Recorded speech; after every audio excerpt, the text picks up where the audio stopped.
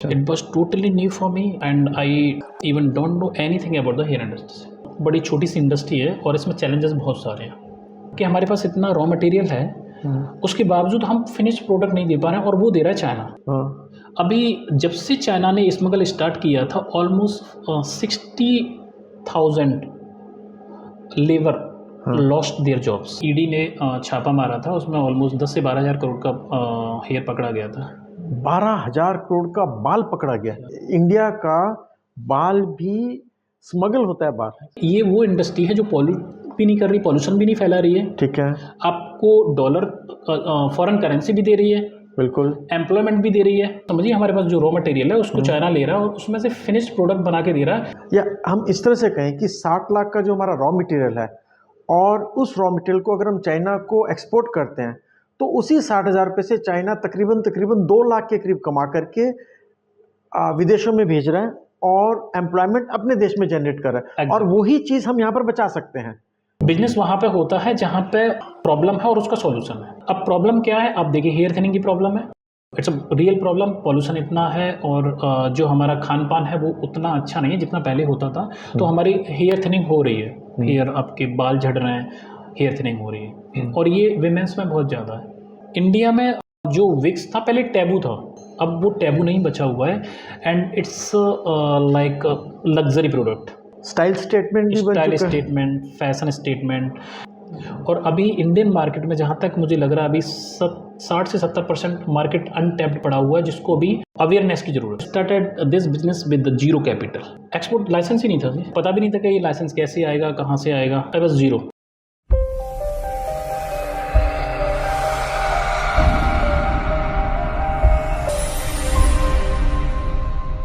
तीन बार 12वीं में फेल, सब्जी की आड़त का काम करने वाले मिस्टर शशिकांत त्यागी जी से हम बात करेंगे, जिन्होंने 11 साल में जीरो से 50 करोड़ रुपए की एक कंपनी शुरू की है और वो कंपनी है हेयर एक्सपोर्ट्स की।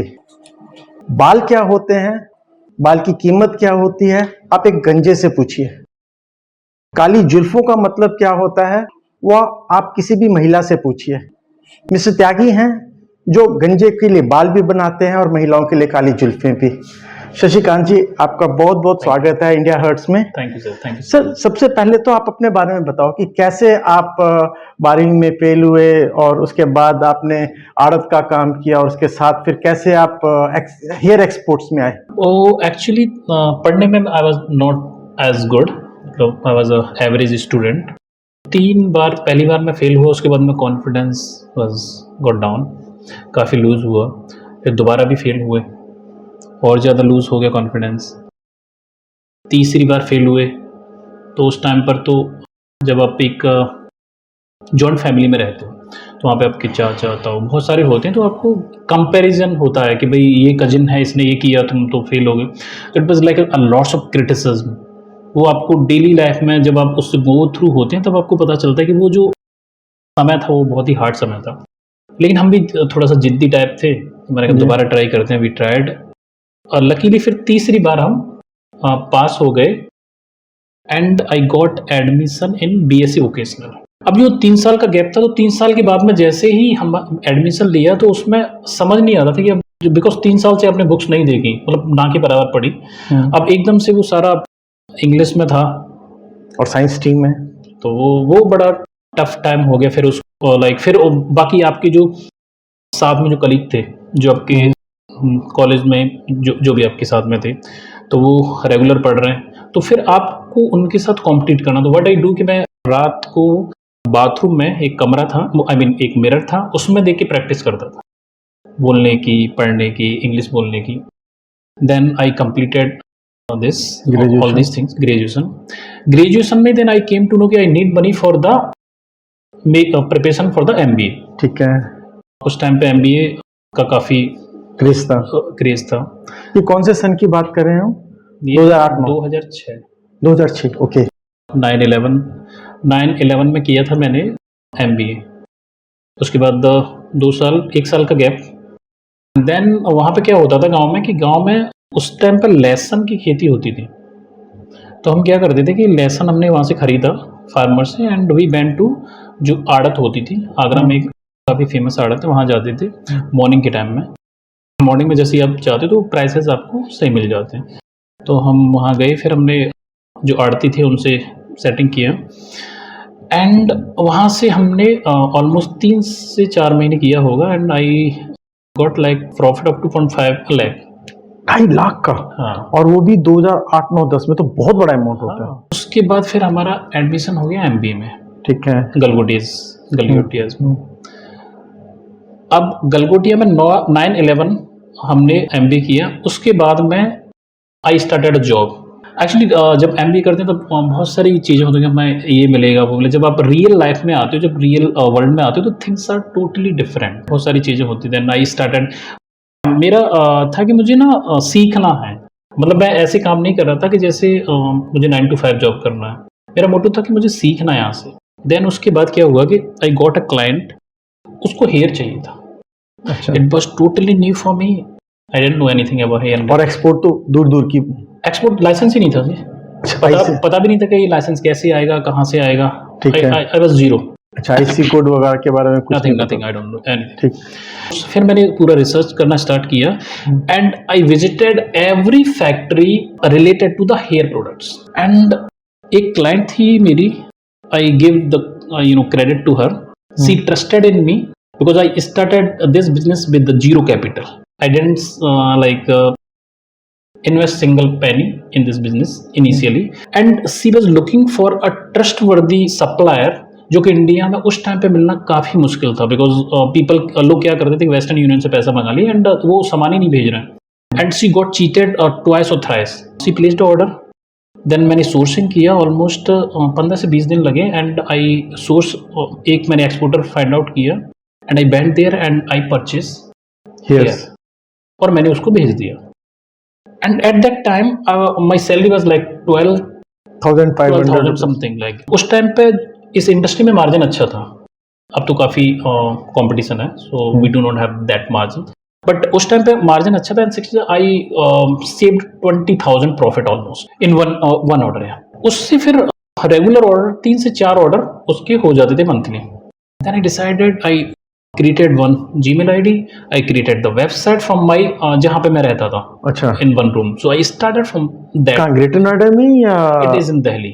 Meanwhile, I came to know कि इस इंडस्ट्री में there are lots of things. एक तो ये जो हमारी इंडस्ट्री है ये ऑर्गेनाइज नहीं है। दूसरा इसमें क्या था कि हमारे पास ना रॉ मटेरियल है but we do not have the finished product and quality finished. Because I visited a lots of factories. वहां पे ना धीमे धीमे जो एमएसएमई की जो प्रॉब्लम्स होती है, आई फाइंड आउट कि मतलब ये हो क्यों रहा है, व्हाट इज द रीजन कि हमारे पास इतना रॉ मटेरियल है उसके बावजूद हम फिनिश्ड प्रोडक्ट नहीं दे पा रहे हैं और वो दे रहा है China. China actually is importing the finished product from India, sorry raw material from the India, and they are making a high quality high end finished product and they are selling in the market। समझिए हमारे पास जो raw material है उसको China ले रहा है और उसमें से फिनिश्ड प्रोडक्ट बना के दे रहा है और the standard are like over here. अब उसमें हमारे यहाँ का जितना भी मैन्युफैक्चरर था, दे आर नॉट इवन उसके आसपास भी नहीं उस टाइम पे थे। सो आई डिसाइड कि ऐसे तो नहीं चल पाएगा। आई डिसाइडेड टू कि मैं मैन्युफैक्चरिंग में जाना पड़ेगा। Then I set up a small manufacturing unit और जो वो पैसा मैंने मैन्युफैक्चरिंग यूनिट का कमाया था वो ट्रेडिंग से कमाया। ठीक। ट्रेडिंग से जो मेरा प्रॉफिट हुआ, I save that profit and I pump that money into my factory. It was a small factory. I work almost 18 hours a day at that time because उस टाइम पे job भी थी, फिर उसके बाद करना। लेकिन मैंने जॉब, अच्छा, जॉब के साथ साथ आपने फैक्ट्री सेटअप किया? या जब मेरा फैक्ट्री सेटअप हो गया then I quit that job. Okay. और फैक्ट्री भी आपका दिल्ली में ही था? दिल्ली में। तो मुझे लगता है क्योंकि ये जो बाल का काम है ज्यादातर ये साउथ इंडिया में होता है। Actually south India is the source of the raw material. They do not have that technology to make the finish product. Mostly जो दिल्ली में था फिनिश प्रोडक्ट बनाते थे source from the south Indian different part of the India. लेकिन जो दिल्ली में भी जो फिनिश प्रोडक्ट बना रहे थे उनके पास लेटेस्ट टेक्नोलॉजी नहीं थी, ना लेटेस्ट मशीनरी थी। और स्किल लेबर इट्स लाइक ना के बराबर थी। तो फिर आपके पास तो बड़ा चैलेंज था। आप टेक्नोलॉजी को भी इंट्रोड्यूस करना है, आपने उस टेक्नोलॉजी बेस्ड स्किल लेबर को भी इंट्रोड्यूस करना है और आपने बीट किससे करना है? आपने चाइना से बीट करना। तो कैसे आपने किया साहब ये? I started working on all these technology and I went from different country। वहाँ गया मैं, फिर I learn all these techniques कैसे करते हैं, there is a lots of challenges. अब आप इसमें एक चीज और आती है, when you want to like acquire technology, जब आप कहीं से भी टेक्नोलॉजी लेते हो, आप देखिए ना, जो उसने, आप समझिए कि आपने कोई भी बिजनेस क्रिएट किया, आपने कोई टेक्नोलॉजी डेवलप की, फ्री में तो दोगे नहीं, you will charge for that, and you are also competitor.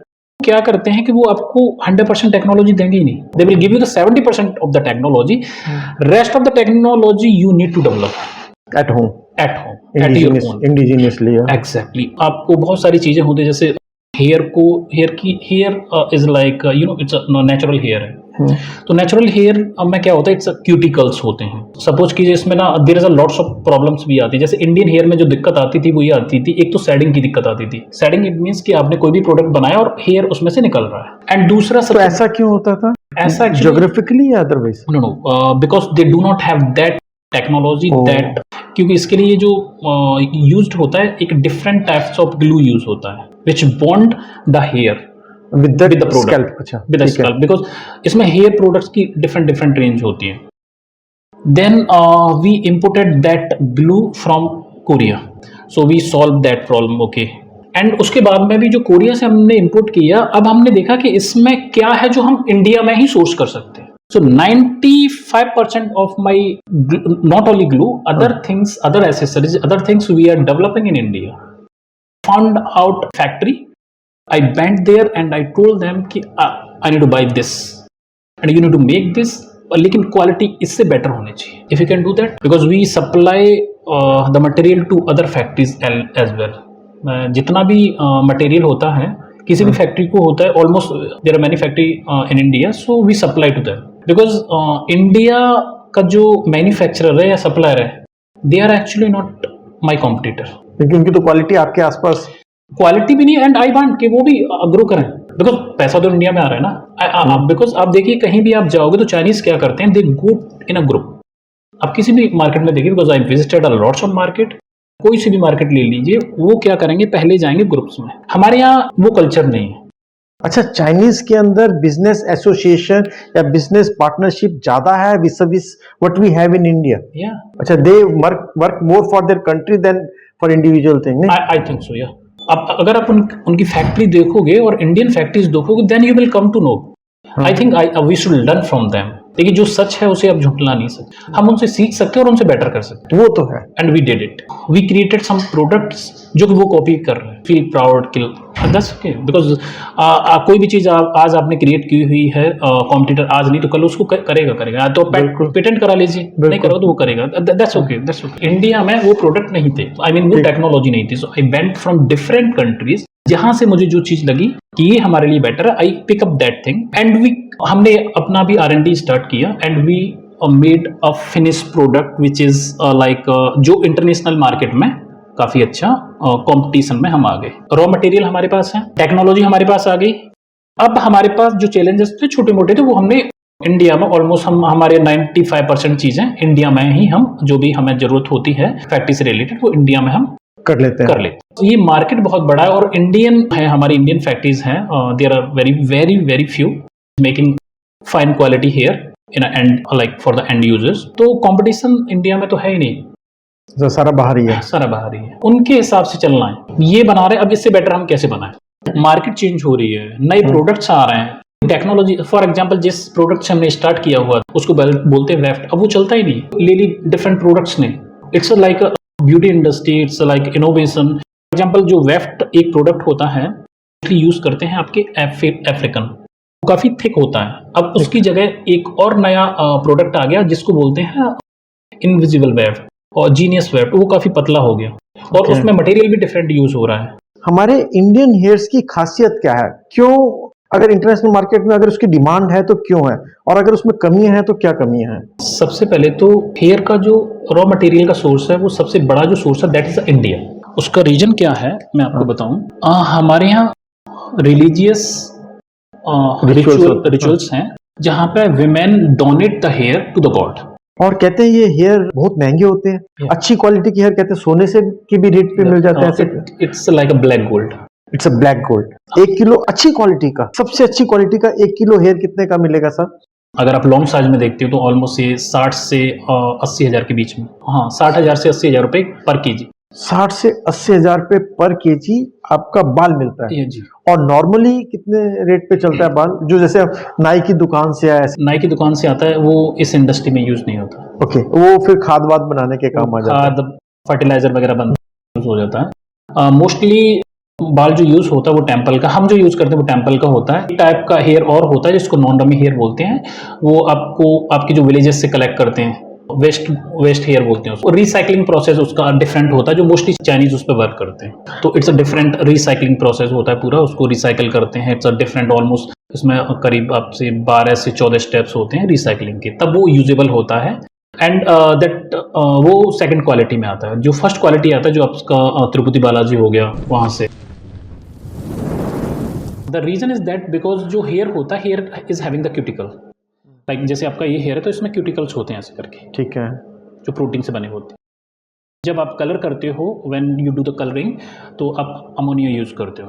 Ammonia ठीक, तो ठीक। क्यूटिकल्स ओपन एंड उसमें कलर अंदर जाता है। Colouring technique work like this. ठीक है। तो अब जो जिसमें हेयर में क्यूटिकल है, तो आप समझिए कि ये हेयर एक ऐसे है और एक ऐसे हो गया, तो it will tangle. So we need to take care कि ये source from the one donor है। उनको हम हेल्दी हेयर बोलते हैं और वो मोस्टली इंडिया में ही पाया जाता है। अब तो डिफरेंट कंट्रीज़ हैं जहाँ पे they sell the hair, but quantity बहुत कम है। इसलिए जो इंडिया इज़ द 90% जो रॉ मटेरियल का मार्केट है, इट्स इन इंडिया। पूरे वर्ल्ड में बालों के मामले में भी इंडिया पूरा वर्ल्ड का मार्केट लीडर है। एग्जैक्टली। अब देखिए, raw material, China is depend on India on raw material. Oh, अभी but China is like China बहुत तेज है। आपने शायद न्यूज़ पढ़ी होगी, ईडी ने छापा मारा था, उसमें ऑलमोस्ट 10 से 12 हज़ार करोड़ का हेयर पकड़ा गया था। 12,000 करोड़ का बाल पकड़ा गया। वो स्मगल कर रहे थे या अंडर प्राइसिंग करके इंपोर्ट कर रहे थे? They smuggle from like into Bangladesh, अच्छा। देन म्यांमार, देन चाइना, अच्छा, मतलब अंडर इनवॉइसिंग। हो, मतलब इंडिया का बाल भी स्मगल होता है बाल। अगर वो यहाँ से डायरेक्टली इंपोर्ट करते हैं तो उनको इंपोर्ट ड्यूटी देनी import पड़ती है। duty देनी पड़ेगी। अब बांग्लादेश जाता, बांग्लादेश से म्यांमार, वहाँ से बाई रोड ये it enters in China, so it's like a smuggling. So ED ने वहाँ पकड़ा हुआ था। तो इंपोर्ट ड्यूटी भी कम हो गया और वैसे भी अंडर इन्वेस्टिंग में गया। एग्जैक्टली। ओह, अभी हमारी एसोसिएशन है विद उनका गवर्नमेंट से भी चल रहा है हमारा। अच्छा। तो hopefully we will have a meeting with the FM, yeah okay. Because उनको एक्चुअल में नहीं पता है कि ये जो इंडस्ट्री है कितना एम्प्लॉयमेंट दे सकती है। दे डू नॉट हैव दैट। अब देखिए हैंडीक्राफ्ट, बिकॉज हैंडीक्राफ्ट के बारे में हर किसी को पता हो, हैंडीक्राफ्ट कितने लोगों को एम्प्लॉयमेंट दे रहा है, और वो भी उस वेस्ट मटेरियल से जो कि किसी काम का नहीं किसी है। काम का नहीं। Same with the hair industry. Oh, आप समझिए, पहले तो फेंक देते थे ना। हाँ बिल्कुल फेंक देते थे, जला भी नहीं सकते थे साहब, और ये पेरिश भी नहीं होता। अब आप समझिए कि ये वो इंडस्ट्री है जो पॉल्यूट भी नहीं कर रही, पॉल्यूशन भी नहीं फैला रही है। ठीक है। आपको डॉलर, फॉरेन करेंसी भी दे रही है, बिल्कुल। एम्प्लॉयमेंट भी दे रही है। हाँ। अभी जब से चाइना ने स्मगल स्टार्ट किया था, almost 60,000 labour lost their jobs. Oh, 60,000 लोगों के रोजगार चले गए थे। फिर उसके बाद इसको रेस्ट्रिक्टेड कैटेगरी में डाला गया है, लेकिन अब हम गवर्नमेंट से हमारी बात चली कि इसको हमें बैन कराना है। अच्छा, या मतलब बालों को इंडिया से बाहर जो नहीं, raw material, raw material, finished goods India से बाहर जाए। ओके, ताकि कम से कम हमारी यहाँ पर एम्प्लॉयमेंट जनरेट हो सके। एम्प्लॉयमेंट तो जनरेट हो ही रही है। आपका, आप समझिए कि फॉर एग्जांपल 100 रुपीज़ की कोई भी आप गुड्स को एक्सपोर्ट कर रहे हो, राइट, फिनिश्ड गुड्स को, और रॉ मटेरियल कर रहे हो आप 10 रुपीज़ का। हाँ, मैं उसी पे आता हूँ। हाँ। जैसे 1 किलो बाल मैंने लिए 60,000 रुपये के, ठीक है, उस 60,000 के बाल से मैं कितनी विग बना सकता हूँ, और उसकी अगर हम एक्सपोर्ट करेंगे तो उससे हमें कितना फॉरेन एक्सचेंज जनरेट कर सकते हैं उस 60,000 रुपये से? जस्ट एक रफ आइडिया।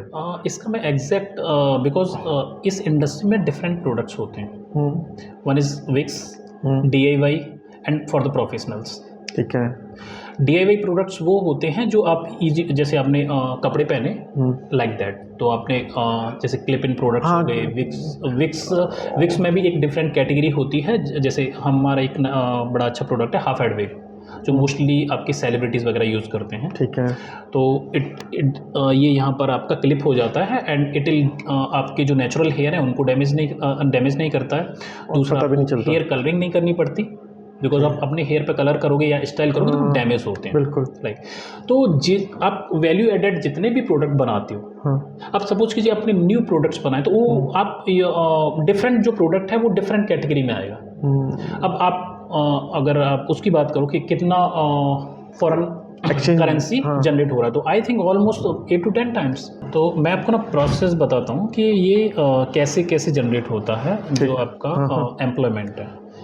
रॉ मटेरियल आया, ठीक। तो जो रॉ मटेरियल है वो उन फैक्ट्रीज के पास होता है जो, बिकॉज उसमें आपकी डस्ट भी होगी, क्लीनिंग भी होगी, तो वहाँ पर मोस्टली जो ये जो काम होता है वो अनस्किल्ड लेबर होती है, जो उसको सिखाने के बाद में ये काम करते हैं। तो मोस्टली जब आपका जो फर्स्ट प्रोसेस होता है, राइट, उसको सिंगल ड्रोन बोलते हैं और डबल ड्रोन। ठीक है। सपोज करो वहाँ से आपका डबल ड्रोन बन के आ गया, उसके बाद ये पहुँच गया फैक्ट्रीज में, तो वहाँ का जो ये रॉ मटेरियल था वो चाइना को जा रहा था, तो वो जो फर्स्ट लेयर थी, हाँ, वो तो इधर आ गई, वो चाइना को चला गया। ठीक है, समझे। तो अब वो मैं 60,000 आपको बता रहा हूँ, जो लूज हुई थी लेबर्स, वो वाली लेबर लूज हो गई बिकॉज उसने रॉ मटेरियल खरीद लिया। उसके बाद में इसकी जो डिफरेंट प्रोसेस होती हैं, सिलेक्शन का, एक एक बाल को अलग करना किया, इसकी डिफरेंट टेक्सचर बनाया आपने, किस प्रोडक्ट में जा रहा है, तो आप एज पर द प्रोडक्ट, जो फिनिश्ड प्रोडक्ट है उसमें लेबर आपकी कम से कम 7-8 स्टेज होती हैं, तो हर एक स्टेज पे आपको लेबर की जरूरत होती है। अच्छा, तो वहाँ पर एम्प्लॉयमेंट जनरेट हो गया आपका। अगर हमारा 1 किलो बाल जो है 60,000 रुपये का है और वो 6 लाख में जाता है, अब उसमें हमारा एम्प्लॉयमेंट जो जनरेशन हम इंडिया के लिए करते हैं उसका कितना % कंपोनेंट है, वो अगर आप देखें तो कितना कर बैठेगा?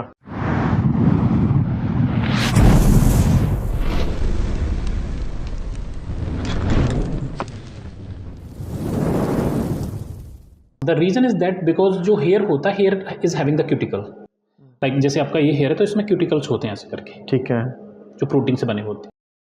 जब आप कलर करते हो, when you do the colouring, तो आप अमोनिया यूज़ करते हो, अमोनिया, तो क्यूटिकल्स ओपन एंड उसमें कलर अंदर जाता है। Colouring technique work like this, ठीक है। तो अब जो जिसमें हेयर में क्यूटिकल हैं, तो आप समझिए कि ये हेयर एक ऐसे है और एक ऐसे हो गया, तो it will tangle. So we need to take care कि ये source from the one donor है, उनको हम हेल्दी हेयर बोलते हैं, और वो मोस्टली इंडिया में ही पाया जाता है। अब तो डिफरेंट कंट्रीज़ हैं जहाँ पे they sell the hair, but quantity बहुत कम है, इसलिए जो इंडिया इज़ द 90% जो रॉ मटेरियल का मार्केट है, इट्स इन इंडिया। पूरे वर्ल्ड में बालों के मामले में भी इंडिया पूरा वर्ल्ड का मार्केट लीडर है। एग्जैक्टली। अब देखिए, raw material, China is depend on India on raw material. Oh, अभी but China is like you know, China बहुत तेज़ है। आपने शायद न्यूज़ पढ़ी होगी, ईडी ने छापा मारा था, उसमें ऑलमोस्ट 10 से 12 हज़ार करोड़ का हेयर पकड़ा गया था। 12,000 करोड़ का बाल पकड़ा गया। वो स्मगल कर रहे थे या अंडर प्राइसिंग करके इंपोर्ट कर रहे थे? They smuggle from like into Bangladesh, अच्छा, देन म्यांमार, देन चाइना। अच्छा, मतलब अंडर इनवॉइसिंग। हो, मतलब इंडिया का बाल भी स्मगल होता है बाहर। अगर वो यहाँ से डायरेक्टली इंपोर्ट करते हैं तो उनको इंपोर्ट ड्यूटी देनी पड़ेगी। अब बांग्लादेश जाता, बांग्लादेश से म्यांमार, वहाँ से बाई रोड ये it enters in China, so it's like a smuggling. So ED ने वहाँ पकड़ा हुआ था। तो इंपोर्ट ड्यूटी भी कम हो गया और वैसे भी अंडर इन्वेस्टिंग में गया। एग्जैक्टली। अभी हमारी एसोसिएशन है विद उनका गवर्नमेंट से भी चल रहा है हमारा। अच्छा, hopefully we will have a meeting with the FM, yeah okay, because उनको एक्चुअल में नहीं पता है कि ये जो इंडस्ट्री है कितना एम्प्लॉयमेंट दे सकती है। दे डू नॉट हैव दैट। अब देखें हैंडीक्राफ्ट, बिकॉज हैंडीक्राफ्ट के बारे में हर किसी को पता हो, हैंडीक्राफ्ट कितने लोगों को एम्प्लॉयमेंट दे रहा है, और वो भी उस वेस्ट मटेरियल से जो कि किसी काम का नहीं। Same with the hair industry. आप समझिए, पहले तो फेंक देते थे ना। हाँ, बिल्कुल फेंक देते थे, जला भी नहीं सकते थे साहब, और ये पेरिश भी नहीं होता। अब आप समझिए कि ये वो इंडस्ट्री है जो भी नहीं कर रही, पॉल्यूशन भी नहीं फैला रही है, ठीक है, आपको डॉलर फॉरेन करेंसी भी दे रही है, बिल्कुल, एम्प्लॉयमेंट भी दे रही है। हाँ, अभी जब से चाइना ने स्मगल स्टार्ट किया था, almost 60,000 labour lost their jobs. Oh, 60,000 लोगों के रोजगार चले गए थे। फिर उसके बाद इसको रेस्ट्रिक्टेड कैटेगरी में डाला गया है, लेकिन अब हम गवर्नमेंट से हमारी बात चली कि इसको हमें बैन कराना है। अच्छा, या मतलब बालों को इंडिया से बाहर जो नहीं, raw material raw material, finished goods India से बाहर जाए।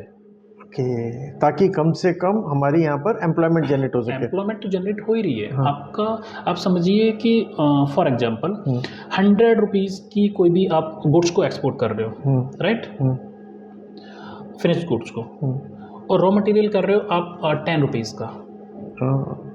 हाँ, मैं उसी पे आता हूँ। हाँ। जैसे 1 किलो बाल मैंने लिए 60,000 रुपए के, ठीक है, उस 60,000 के बाल से मैं कितनी विग बना सकता हूँ, और उसकी अगर हम एक्सपोर्ट करेंगे तो उससे हमें कितना फॉरेन एक्सचेंज जनरेट कर सकते हैं उस 60,000 रुपये से। एक रफ आइडिया। इसका मैं एग्जैक्ट बिकॉज इस इंडस्ट्री में डिफरेंट प्रोडक्ट्स होते हैं। One is wigs, DIY and for the professionals. ठीक है, DIY प्रोडक्ट्स वो होते हैं जो आप इजी, जैसे आपने कपड़े पहने लाइक दैट, तो आपने जैसे क्लिप इन प्रोडक्ट्स हो गए, विक्स में भी एक डिफरेंट कैटेगरी होती है। जैसे हमारा एक बड़ा अच्छा प्रोडक्ट है हाफ हेड विग, जो मोस्टली आपकी सेलिब्रिटीज़ वगैरह यूज़ करते हैं। ठीक है, तो ये यहाँ पर आपका क्लिप हो जाता है एंड इट विल आपके जो नेचुरल हेयर है उनको डैमेज नहीं करता है। दूसरा, हेयर कलरिंग नहीं करनी पड़ती, बिकॉज आप अपने हेयर पे कलर करोगे या स्टाइल करोगे तो डैमेज होते हैं, बिल्कुल, लाइक। तो आप वैल्यू एडेड जितने भी प्रोडक्ट बनाते हो, आप सपोज कीजिए अपने न्यू प्रोडक्ट्स बनाए, तो वो आप डिफरेंट जो प्रोडक्ट है वो डिफरेंट कैटेगरी में आएगा। अब आप अगर आप उसकी बात करो कि कितना फॉरेन करेंसी जनरेट हो रहा है, तो I think almost 8 to 10 times. तो मैं आपको ना प्रोसेस बताता हूँ कि ये कैसे कैसे जनरेट होता है जो आपका एम्प्लॉयमेंट है। रॉ मटेरियल आया, ठीक, तो जो रॉ मटेरियल है वो उन फैक्ट्रीज के पास होता है जो, बिकॉज उसमें आपकी डस्ट भी होगी, क्लीनिंग भी होगी, तो वहाँ पर मोस्टली जो ये जो काम होता है वो अनस्किल्ड लेबर होती है, जो उसको सिखाने के बाद में ये काम करते हैं। तो मोस्टली जब आपका जो फर्स्ट प्रोसेस होता है, राइट, उसको सिंगल ड्रॉन बोलते हैं और डबल ड्रॉन। सपोज करो वहाँ से आपका डबल ड्रॉन बन के आ गया, उसके बाद ये पहुँच गया फैक्ट्रीज में, तो वहाँ का जो ये रॉ मटेरियल था वो चाइना को जा रहा था, तो वो जो फर्स्ट लेयर थी, हाँ, वो तो इधर आ गई, वो चाइना को चला गया। ठीक है, समझे।